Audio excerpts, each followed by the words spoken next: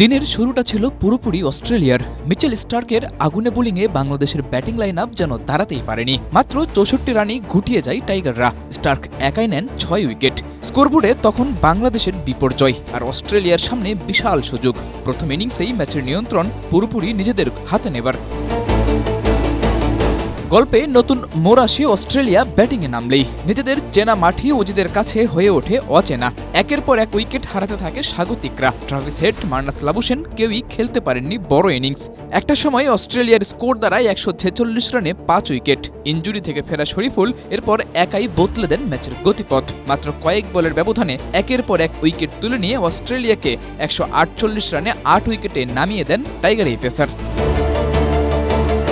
দিনের শুরুতে বাংলাদেশের ব্যাটারদের চোখে সর্ষে ফুল দেখানো অজিরাই এবার ব্যস্ত মান বাঁচাতে। দিনের বাকিটা সময়ে আর কোনো উইকেট হারায়নি তারা। শেষ পর্যন্ত ওই ৮ উইকেটে ১৬৫ রানে দিনের খেলা শেষ করেছে স্বাগতিকরা। প্রশ্ন হচ্ছে, দ্বিতীয় দিনে কারা করবে রাজত্ব?